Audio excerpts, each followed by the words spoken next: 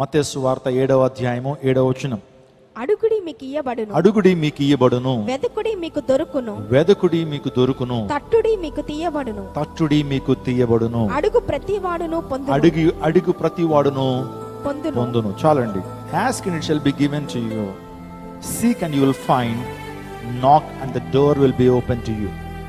ప్రభువైన యేసుక్రీస్తు ప్రభు వారు చెప్తున్నటువంటి మాట, అడుగుడి మీకు ఇయ్యబడును. అవునండి, మన ప్రభు ప్రార్థన ఆలకించేటువంటి వాడు. అందును బట్టే పరిశుద్ధ గ్రంథ లేఖనాల్లో ప్రార్థన ఆలకించేవాడా సర్వశరీరుని యొద్దకు వచ్చేదరు. ప్రభు మన ప్రార్థనకు జవాబునిచ్చేటువంటి వాడు. Hour god is not only A promise maker but is also promise keeper. ఆయన వాగ్దానాలు చేసేటువంటి వాడు, వాగ్దానాలు నెరవేర్చేటువంటి వాడు, ప్రార్థనకు జవాబునిచ్చేటువంటి వాడు. మన ప్రభు గురించి చాలా విషయాలు మన పరిశుద్ధ గ్రంథంలో మనం చూస్తుంటాం. ప్రార్థన ఆలకించువాడా సర్వశరీరులు నీ యొద్దకు వచ్చేదరు. మొదటి దశలోనికి రాసిన పత్రిక 5వ అధ్యాయం 3వ వచనంలో, ఎల్లప్పుడూ మేలైన దాన్ని అనుసరించి నడుచుకొనుడి, ఎల్లప్పుడూ సంతోషముగా ఉండుడి, ఎడతెగక ప్రార్థన చేయుడి. మేలైన దాన్ని అడిగి తెలుసుకోవాలట. ఆలోచన చేయండి. మేలైన దాన్ని అడిగి తెలుసుకోవాలి. అంతా నాకు తెలుసు అనేటువంటి వాడు తన జీవితంలో ఖచ్చితంగా ప్రమాదంలో పడతాడు. అంతా నాకు తెలుసు అనుకున్నటువంటి వాడికి ఏమీ తెలియదని అర్థం. మేలైన దాన్ని అడిగి తెలుసుకోవాలి, ఎడతెగక ప్రార్థన చేయుడి, ఎల్లప్పుడూ సంతోషముగా ఉండుడి అని దేవుని లేఖనాలు సెలవిస్తున్నాయి. పరిశుద్ధ గ్రంథ లేఖనాల్లో మన ప్రభు అనేక ప్రార్థనలకు జవాబునిచ్చాడు. ఆయన మోషే ప్రార్థన చేస్తున్నప్పుడు ఎర్ర సముద్రాన్ని 2 పాయలు చేశాడు దేవుడు. యెహోషువ ప్రార్థన చేస్తున్నప్పుడు సూర్య చంద్రుడు నిలిపేశాడు. అంటే సూర్యుడు చంద్రుడు అలా ఆగిపోయారండి ఈ సృష్టిలో. అంటే యెహోషువ ప్రార్థన చేస్తున్నప్పుడు దేవుడు ప్రార్థనను ఆలకించి సూర్య చంద్రుడు నిలిపినటువంటి విధానం మనకు తెలుసు. అబ్రహాము ప్రార్థన చేస్తున్నప్పుడు కార్యాలు జరిగినాయి. యోనా అనేటువంటి దైవజనుడు చేప కడుపులోంచి ప్రార్థన చేశాడు. దేవుడు ఆ చోటు నుంచి కూడా అతని ప్రార్థనకు దేవుడు జవాబును అనుగ్రహించాడు. అంటే అసహజమైనటువంటి పరిస్థితుల్లో కూడా కొంతమంది ప్రార్థన చేశారు. వారిలో చెప్పాలంటే సిలువలో దొంగ ప్రార్థన చేశాడు. దేవుడు విన్నాడా వినలేదా? సిలువలో దొంగ ప్రార్థన చేశాడు. ఏమనంటే, ఆ తండ్రి, నీ రాజ్యానికి నువ్వు వెళ్తున్నప్పుడు నన్ను జ్ఞాపకం చేసుకుంటావా అన్నప్పుడు ప్రభు తన ప్రార్థన విన్నాడు. నేడు నీవు నాతో కూడా పరదేశంలో ఉంటావు అని ప్రభు ఆన్సర్ ఇచ్చాడు. మీరు చూడండి, అంటే వాస్తవానికి అన్యాచురల్, ఒక రకంగా చెప్పాలంటే అసహజమైన స్థలంలోంచి ప్రార్థన చేసిన దేవుడు ప్రార్థన విన్నాడు. చేప గర్భంలోంచి చేసిన ప్రార్థన దేవుడు విన్నాడు. ఇంకా మనం చెప్పుకోవాలంటే సిలువలో దొంగ మాట ప్రభు విన్నాడు. పాతాళంలో ఆ ధనవంతుడు కూడా ప్రార్థన చేశాడు, విన్నాడు, కానీ ఆన్సర్ ఇవ్వాల.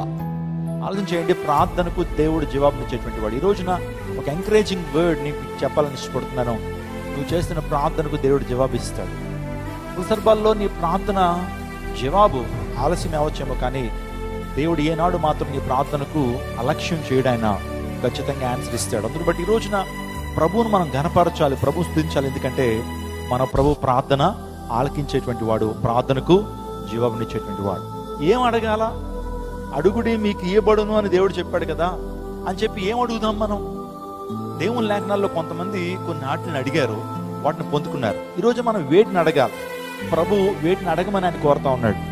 పరిశుద్ధ గ్రంథంలో కొంతమంది కొన్ని వాటిని అడిగారు, వాటిని పొందుకున్నారు. అవేంటో ఈరోజు మనం ధ్యానం చేద్దాం. ప్రార్థన ద్వారా, ప్రార్థన పరిస్థితుల్ని మారుస్తుంది. ప్రార్థన ఏం చేస్తుంది? పరిస్థితులు మారుస్తుంది. ప్రార్థన ద్వారా మనం దేవుని చిత్తాన్ని ఎరిగేటువంటి వారిగా మారతాం. కొన్ని సందర్భాల్లో దేవుని చిత్తం మనకి తెలియకపోవడానికి కారణం ఏంటంటే ప్రార్థన చేయకపోవడం ద్వారా.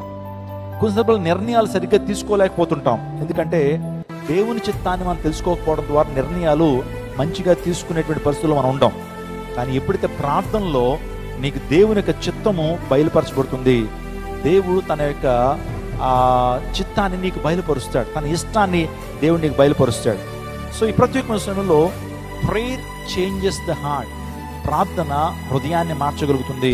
నిజంగా prayer is a soul of revival.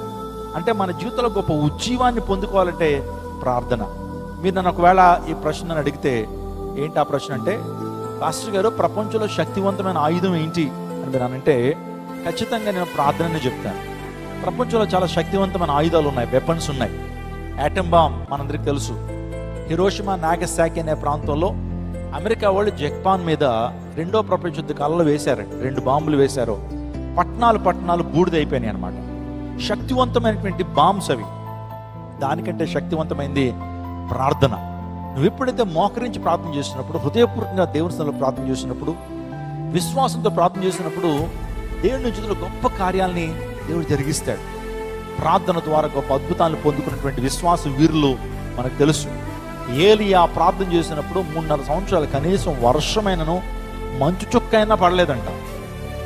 అర్థమవుతుందండి? ఒక దేవుని సేవకు ప్రార్థన చేస్తే దేవుడు వర్షాన్ని ఆ దేశానికి పంపించకుండా ఆపేశాడు. ఆకాశం నుంచి అగ్నిని కురిపించాడు. పరలోకము నుంచి దేవుడు ఏలియా కొరకు అగ్ని కురిపించి ఏలియాకు అఖండ విజయాన్ని ప్రభు ఇచ్చాడు. అంటే ప్రార్థన ద్వారా పరలోక రాజు నుంచి అగ్ని కురిపించబడుతుంది. తద్వారా మనము దేవుని శక్తిని పరిపూర్ణంగా అనుభవించగలుగుతాం.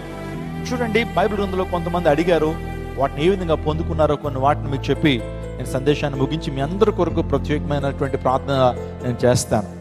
అపోస్తుల కార్యగ్రంథము 16వ అధ్యాయం. అపోస్తుల కార్యగ్రంథము 16వ అధ్యాయము 30వ వచనం నుంచి 33వ వచనం వరకు చదువుకుందాం. వారిని వెలుపలికి తీసుకుని వచ్చి అయ్యలారా రక్షణ పొందుటకు నేనేమి చేయవలెనను. అందుకు వారు ప్రభువైన యేసునందు విశ్వాసముంచును. అప్పుడు నీవును నీ ఇంటి వారును రక్షణ పొందుదురని చెప్పి అతనికి అతని ఇంటనున్న వారందరికీ దేవుని వాక్యం బోధించురి. చాలండి. అపోస్తలుడైన పౌలు, సీల వారిద్దరు కూడా చెరసాల్లో పెట్టబడి కెప్టెన్ జైల్ సెల్ పెట్టబడినప్పుడు వారిని కొట్టారు, వారిని బాధించారు, బొండలు వేసి బిగించారు. అయినా వారు అర్ధరాత్రి వేళ లేచి దేవునికి ప్రార్థన చేస్తున్నారు, దేవుణ్ణి ఆరాధిస్తున్నారు. అలా ఆరాధిస్తున్నప్పుడు దేవుని శక్తి ఆ ప్రాంతంలో జనరేట్ అయింది. ఎప్పుడైతే మనం ప్రార్థన చేస్తున్నప్పుడు, దేవుని ఆరాధన చేస్తున్నప్పుడు దేవుని శక్తి ఆ ప్రాంతంలో ఉద్భవిస్తుంటుంది. దేవుని శక్తి కార్యాలు ఆ ప్రాంతంలో జరుగుతాయి. ఎప్పుడైతే అలా ప్రార్థన చేస్తున్నప్పుడు the earthquake has been taken place at the time. ఆ ప్రాంతంలో ఆ టైంలో ఒక భూకంపం ఆ ప్రాంతంలో వచ్చిందండి. అంటే వీరు చేస్తున్న ఆరాధన ద్వారా, వీరు చేస్తున్న స్తుతి ద్వారా భూకంపం ఎప్పుడైతే వచ్చిందో ఆ చెరసాల పునాదులు వణికినాయి. చెరసాల పునాదులు ఎప్పుడైతే వణికినాయో చెరసాల గోడలు పడిపోయినాయి. మీరు ఊహించండి, జైలర్ ఉన్నాడు, చెరసాల్లో ఖైదీలు ఉన్నారు. ఎప్పుడైతే గోడలు పడిపోయినాయో, చెరసాల పునాదులు వణికి గోడలు పడిపోయినాయో, చెరసాల్లో ఉన్నటువంటి ఖైదీలు ఎవరైనా ఉంటారండి? చెరసాల్లో ఇంకెవరు ఉండరు. అర్థమవుతుందా మీకు? మీరు చక్కగా చిలకలు పెంచుకున్నారు, వాటిని పంజరంలో పెట్టారు. రోజు బయటికి వెళ్లకుండా దాంట్లోకే మీరు ఆహారాన్ని ఆ చిలకలకు ఇస్తున్నారు. ఒకరోజు ఎవరో వచ్చి ఆ పంజరం యొక్క తలుపులు ఇలా తీసేశారండి. మీరు పెంచుకున్న ఆ చిలకలు ఉంటాయి ఆ పంజరంలో, ఫ్రీడమ్ వచ్చినట్లు అవి బయటికి వెళ్ళిపోతాయి. ఇలాంటి పరిస్థితి జరిగినప్పుడు ఆ సందర్భంలో జైలర్ చాలా కంగారు పడ్డాడు. చూసుకునేటప్పటికి, అంటే వాస్తవానికి నైట్ డ్యూటీ చేసేటువంటి వారు కాసేపు కొనుగు తీస్తారు కదండి. ఇలా ఒక్కసారి తను కళ్ళు తెరిచి ఇలా చూసేటప్పటికి గోళ్ళన్నీ కూడా పడిపోయి ఉన్నాయి. అనుకున్నాడు, అందరూ వెళ్ళిపోయారు, ఇంకా మనకు ఉద్యోగం పోతుంది. సరిగ్గా నేను ఉద్యోగం చేయలేదని చెప్పి అధికారులను ఏం చేస్తారు? నన్ను దండిస్తారు, ఉద్యోగం తీసేస్తారు. రోమా ప్రభుత్వం వారు నన్ను చంపేస్తారు. వాళ్ళ చేతుల్లో చచ్చే కంటే నేనే చచ్చిపోతానని చెప్పి తన ఖడ్గాన్ని తీసుకుని పొడుచుకోబోతున్నాడు. తన ఖడ్గాన్ని తీసుకుని తాను పొడుచుకోబోతున్నప్పుడు వెంటనే అపోజిల్ పాల్, ఆ టైంలో పౌలు అంటున్నాడు, గొప్ప శబ్దంతో గొప్ప కేకేస్తున్నాడు, నీకు నీవుగా ఏ హాని చేసుకో. Don't harm yourself, don't harm yourself, we're all here, అందరం ఇక్కడే ఉన్నాం, నీకు నీవుగా ఏ హాని చేసుకోవద్దు అనేటప్పటికీ అర్థమైపోయిందండి ఆ జైలర్కి దేవుని యొక్క మహిమ ఏంటో, దేవుని యొక్క ప్రభావం ఏంటో, ఎందుకు భూకంపం వచ్చిందో, నిజంగా ఆ ఇద్దరు దైవజనులు ఉన్నటువంటి దైవాత్మ ఏంటో, పరిశుద్ధాత్మ నింపుదల ఏంటో ఆ చెరసాల నాయకుడికి అర్థమైపోయింది.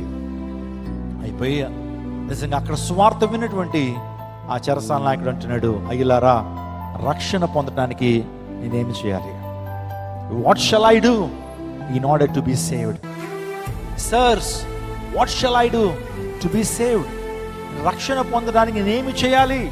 ఎంత మంచి ప్రశ్న అండి. ఎప్పుడైనా ఎవరిని అడిగావా, నిత్య నరకాగ్ని నుంచి నేను తప్పించుకోవాలంటే ఏం చేయాలి? నేను మరణించిన తర్వాత నిత్యాత్వానికి వెళ్ళాలంటే ఏం చేయాలి? చాలా మంది ప్రశ్నలు అడుగుతున్నారు. కానీ సమాధానం పొందుకోలేకపోతున్నారు. చాలామంది మేము చీకట్లో ఉన్నాం, మాకు వెలుగు కావాలని అరుస్తున్నారు.